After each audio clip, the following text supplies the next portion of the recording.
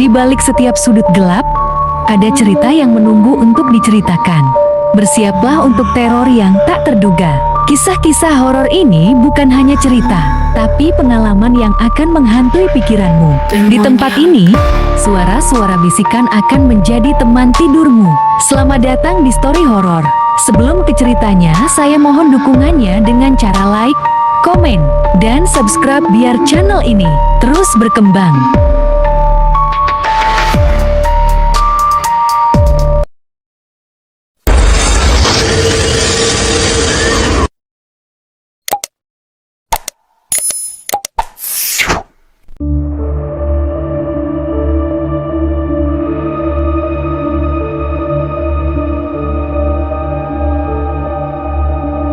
Pernahkah kalian merasa diawasi saat berada di belakang rumah?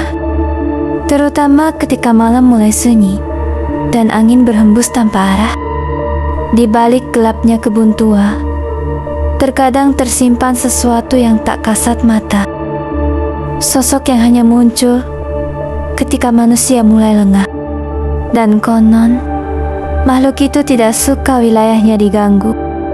Malam ini, kami akan membawakan sebuah kisah horor menyeramkan tentang sosok genderuwo penunggu kebun belakang rumah.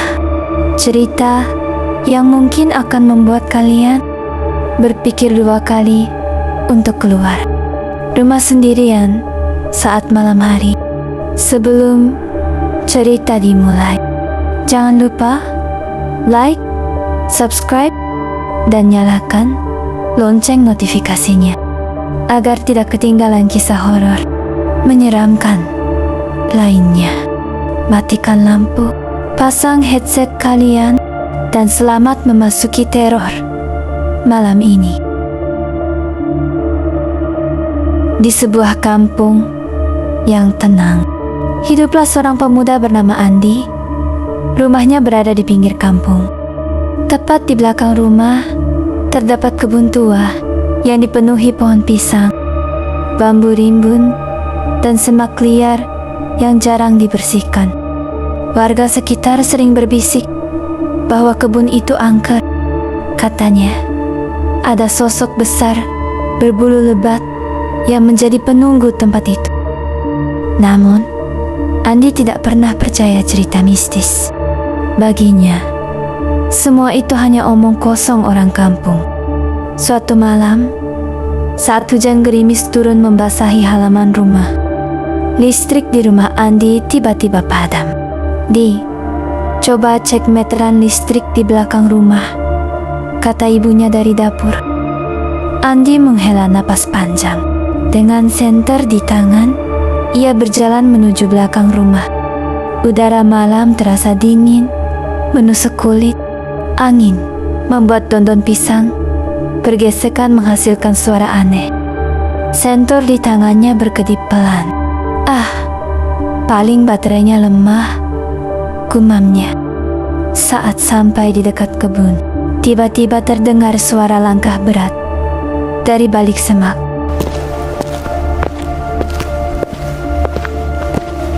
Andi berhenti. "Siapa?" teriaknya. Tak ada jawaban, hanya suara napas berat, seperti hewan besar sedang mengendus dari kejauhan. Andi mencoba menenangkan diri. Ia menyorotkan senter ke arah semak-semak.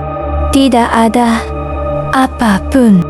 Namun ketika hendak berbalik, bulu kuduknya berdiri di atas pohon mangga tua. Terlihat sepasang mata merah menyala, menatap tajam ke arahnya. Andi membeku. Senter di tangannya mulai gemetar.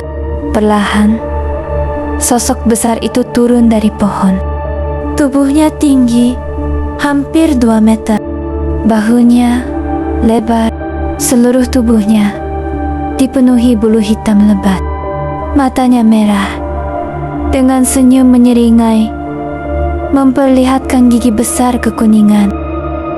Andi langsung teringat cerita warga kampung.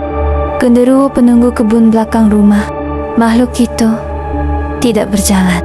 Ia melangkah perlahan sambil menatap Andi tanpa berkedip.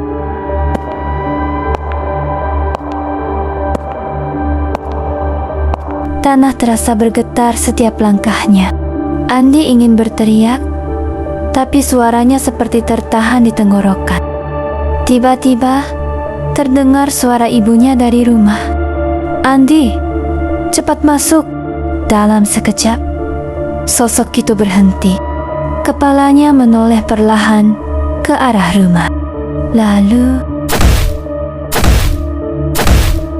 pohon pisang di dekatnya berguncang keras. Dan makhluk itu menghilang begitu saja ke balik gelapnya kebun. Andi berlari sekencang mungkin menuju rumah. Malam itu, ia demam tinggi. Keesokan paginya, Andi menceritakan semuanya kepada tetangga tua bernama Pak Rahmat. Wajah pria tua itu langsung pucat. "Kamu lihat dia?" tanyanya pelan. Andi mengangguk.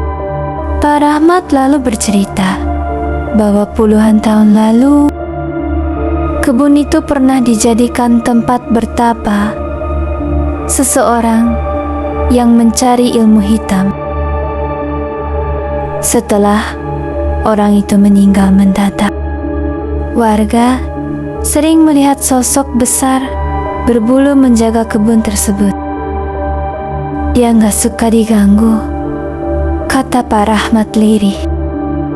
"Kalau malam, jangan pernah ke belakang rumah sendirian." Sejak malam itu, kejadian aneh mulai terjadi. Setiap pukul 12 malam, terdengar suara langkah berat di atap rumah.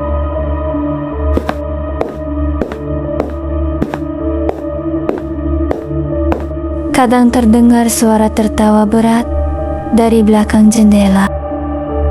Dan yang paling menyeramkan, suatu malam, Andi terbangun karena merasa ada seseorang duduk di ujung kasurnya. Saat membuka mata, ia melihat sosok besar berbulu hitam sedang jongkok di sudut kamar. Matanya merah, menyala, tersenyum, lalu berkata dengan suara berat, "Jangan ganggu kebunku." Keesokan harinya, Andi dan keluarganya memutuskan menebang sebagian kebun dan mengadakan doa bersama. Namun, hingga sekarang, warga sekitar masih sering mendengar suara langkah berat dari arah kebun belakang rumah itu, terutama saat malam Jumat. Dan anehnya, tak ada satupun rumput yang tumbuh di bawah pohon mangga tempat Andi pertama kali melihat sosok itu. Seolah masih ada sesuatu yang berdiri di sana, mengawasi, menunggu dalam gelap. Itulah kisah menyeramkan tentang genderuwo penunggu kebun belakang rumah. Entah ini hanya mitos, cerita turun-temurun, atau memang benar pernah terjadi. Yang pasti, ada banyak hal di sekitar kita yang mungkin belum bisa dijelaskan oleh logika. Kalau kalian punya pengalaman mistis atau pernah melihat kejadian aneh di sekitar rumah, tuliskan ceritanya di kolom komentar. Jangan lupa dukung channel ini dengan cara like, komen, dan subscribe agar kami semakin semangat menghadirkan cerita-cerita horor yang lebih mencekam lagi. Ingat, tidak semua yang terlihat sepi berarti benar-benar kosong. Sampai jumpa di cerita horor berikutnya. Dan selamat beristirahat.